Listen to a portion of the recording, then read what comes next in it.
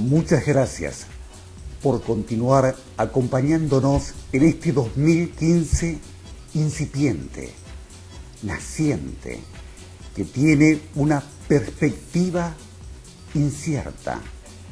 Este es un año de elecciones y usted va a tener dos posibilidades: elegir u optar. Lo de siempre es optar.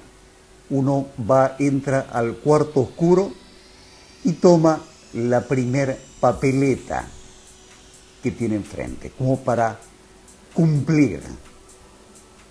La elección implica estar informado.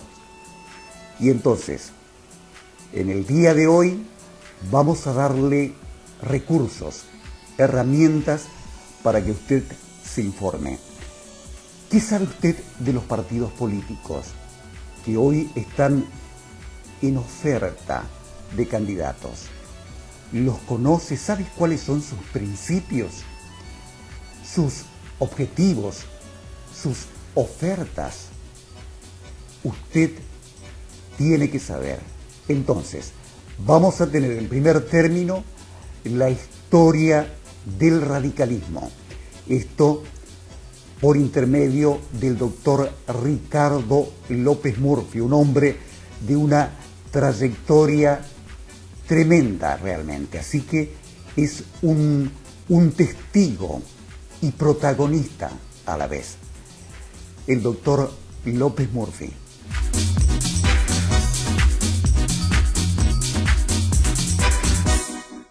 Muchas gracias por la invitación.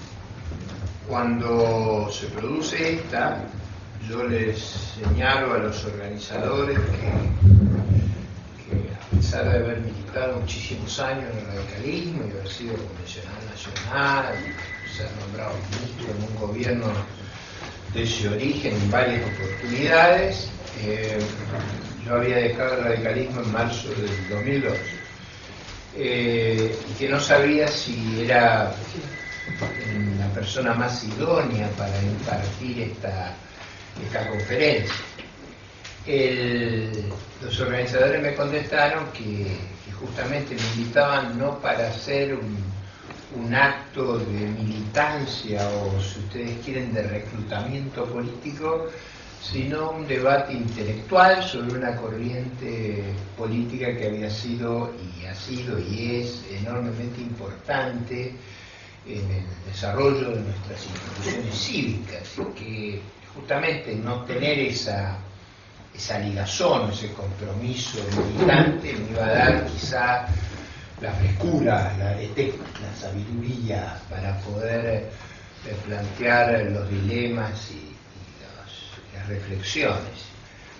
La segunda dificultad que yo me encontré es cómo concentrarme fenómeno político tan complejo como ha sido el radicalismo históricamente. Y a mí se me ocurrieron tres grandes avenidas, y finalmente opté por una, pero tres grandes avenidas para dilucidar el tema. Una era sostener un debate doctrinal, dónde se ubicaba el radicalismo, cuáles habían sido sus propuestas, cuáles habían sido su línea, su narrativa, como se usa ahora en el debate contemporáneo. La otra alternativa que yo estuve explorando fue situarlo contra sus contendientes históricos. Sobre todo, el radicalismo enfrentó históricamente dos grandes fuerzas.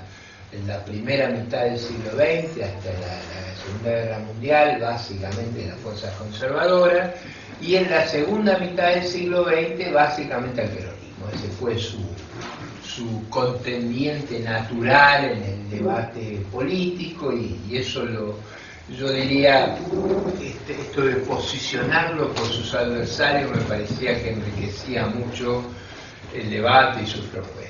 La tercera, que es la que voy a desarrollar, es un poquito más cansadora, pero que a mí me parece que nos va a ayudar, es hacer un poco la historia, es decir, cómo surge la vida política y cómo evoluciona a través de los años, porque en un partido que tiene, digamos, prácticamente 125 años de existencia como fuerza cívica, es natural que haya muchas transformaciones, muchas modificaciones. Existen pocos partidos de esa antigüedad, o sea, no solo en la Argentina, en el mundo. O sea, los partidos políticos uruguayos tienen una larguísima tradición. El Partido Liberal de Corrientes, que es un partido que tiene 150 años, pero no hay en el mundo fuerzas que se hayan extendido a lo largo de un periodo tan extenso de tiempo y que se hayan podido ir adaptando a distintas circunstancias políticas, económicas, tecnológicas. Yo esto de la tecnología le daría una gran importancia. Ustedes piensen que nosotros somos contemporáneos de una revolución tecnológica. A mí me cuesta mucho adaptarme. Soy abuelo, no nací en la civilización digital. Pero digo, el cambio ha sido tan dramático en los últimos 30, 40 años que si yo, por ejemplo, una persona que fue muy importante en mi participación política, que fue mi abuela, yo le trataba de explicar cómo se hace política hoy, por internet, con los modernos mecanismos, con las transmisiones a distancia, me iría a hacer ver un psiquiatra, porque los cambios tecnológicos han afectado enormemente la forma en que se hace política. Ustedes piensen cómo era la política allá en 1890, cuando se reunían en el Jardín Florida, y cómo es la política hoy con los medios electrónicos, con otras realidades. Una fuerza política que sobrevive a esos cambios tecnológicos tiene una cierta plasticidad y ha conservado, creo yo, ciertos valores esenciales a lo largo de su trayectoria, con la plasticidad que los adversarios que enfrentó, el contexto que enfrentó, la fueron modificando. ¿Cómo nace el radicalismo? Básicamente ustedes recuerden que nosotros cuando hacemos la Constitución Nacional, desgraciadamente ese proyecto de Urquiza no puede prosperar inmediatamente. El marco de Alberdi, lo que lleva al acuerdo de San Nicolás, luego a la Constitución Nacional, desgraciadamente se enfrenta con la separación de Buenos Aires. El proceso de unirse con Buenos Aires fue un proceso extraordinariamente traumático a un país que había vivido una larguísima guerra civil y un régimen dictatorial muy extendido. Finalmente eso de manera muy traumática se resuelve hacia el año 62 y se elige al presidente Mitre, que es cuando comienza un periodo de gran estabilidad institucional y comienza a plantearse el problema de formar los partidos políticos. Ese proceso se ve afectado, yo diría, por tres grandes hechos que condicionan mucho nuestra realidad y a nuestro protagonista. Primero es que el país se ve invadido y tiene que protagonizar una guerra externa, que no le convenía, para la cual no estaba en condiciones, que venía de muchos traumas y sufre enormemente porque esa guerra le produce grandes divisiones internas. Sufrimos algunas catástrofes, digamos, de enfermedades, y sufrimos un proceso muy espectacular, pero muy traumático de integración al mercado mundial. O sea, para ponerlo en perspectiva, la Argentina era un país muy pobre, muy, como diría Alberdi, despoblado. O sea, ustedes se acuerdan que los dos grandes intelectuales del siglo XIX, Alberdi y Sarmiento, tenían dos grandes obsesiones. Alberdi, la falta de población, la falta de reglas de juego, la falta de institucionalidad, y Sarmiento la falta de preparación, la falta de educación cívica. Esos dos temas eran muy centrales en el debate. Imagínense ese país sometido a estos shocks y al shock de que le cambien las condiciones económicas que se enfrenta el mundo. Y ahí tuvimos mucha suerte, porque fíjense, un país despoblado, con unas pampas muy feraces, pero que era imposible transportar la producción en carretas de bueyes y, por supuesto, en barcos a vela. Es decir, todo ese potencial no existía. De golpe aparecen tres cambios tecnológicos que son extraordinariamente favorables al país, y eso hay que reconocerlo. Lo que hace inteligente es la conducción de esa época del país es aprovecharlo. ¿Cuáles son esos tres cambios? El primero, el perfeccionamiento del ferrocarril, que permite, digo, para que ustedes se den una idea, el costo de transportar una tonelada por ferrocarril era un 3% de hacerlo por la carreta de huellas. O sea, imagínense lo que esa rebaja de costo, ¿no? Eso que hacía que nuestra geografía, que era imposible de ocupar, de golpe se volvía de una riqueza extraordinaria. Segundo, los barcos a vapor, que facilitan y acortan dramáticamente el acceso al mercado rico, que era el mercado europeo. Y por último, los barcos frigoríficos, que permitían que nuestra carne, nosotros antes hacíamos vaquería, la vaquería era cazar vacas para sacarle el cuero. Ahora, en vez de hacer eso, pasábamos a poder explotar en toda su intensidad una industria que desalojábamos, casi quebrábamos a cualquiera que quisiera competir con nosotros. Es un dicho común en asuntos económicos. Nosotros fuimos un país de un crecimiento asombroso, vertiginoso, el cual también hizo muy difícil crear las instituciones políticas para lidiar, no las instituciones cívicas, que eso Alberti lo había pensado muy bien.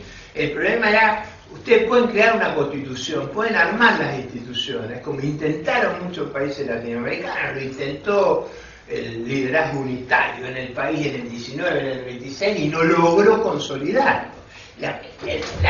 La clave es crear los vehículos políticos, y en eso los partidos políticos van a ser muy importantes. Pero digo, la sociedad nuestra se vio sometida a un shock extraordinario, una plétora de riqueza y una migración de características nunca vistas en el mundo. Es decir, nosotros llegamos a tener en la ciudad de Buenos Aires 70% de extranjeros. Cuando vino mi abuelo acá, eran 2 veces los extranjeros lo que eran los nacionales.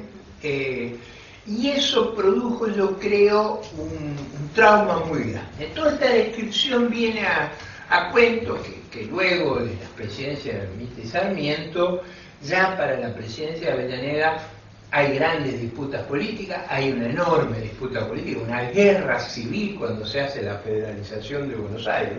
O sea, hacer de la ciudad de Buenos Aires la capital de la Argentina costó una guerra civil, acabó 3.000 muertos combatiendo las fuerzas de la provincia de Buenos Aires contra las fuerzas federales.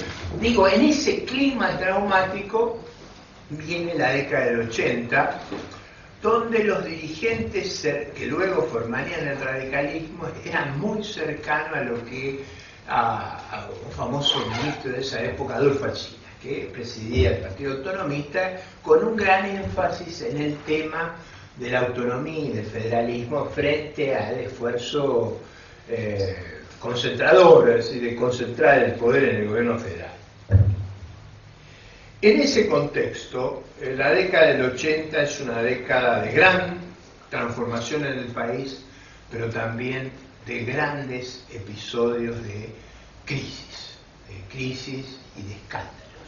Cuando digo escándalos, voy a citar a Domingo Faustino Sarmiento. Domingo Faustino Sarmiento escribía, ustedes saben que la pluma de Sarmiento era terrible. Sarmiento escribía: en la casa Rosada están atalibando. Atalibando era el hermano del presidente, y atalibando quería decir acumulando dinero a costa del uso del poder. Digamos, ese era el clima moral en el que se produce, yo diría, una gran reacción contra cómo se ejercía el poder. Esa reacción alcanza el paroxismo durante el gobierno de Juárez Celman. Es en el gobierno de Juárez Celman donde el país es llevado a una crisis muy grave, se produce una brutal devaluación. Piensen, en esa época las monedas estaban ligadas al patrón oro, había una gran estabilidad, devaluaciones de la magnitud que hubo en esa época no se conocía. Entonces, por supuesto que hubo fortunas fáciles y pérdidas increíbles en ese proceso, y yo diría que se produce una crisis política que alumbra a la Unión Cívica y de ahí se deriva a la Unión Cívica.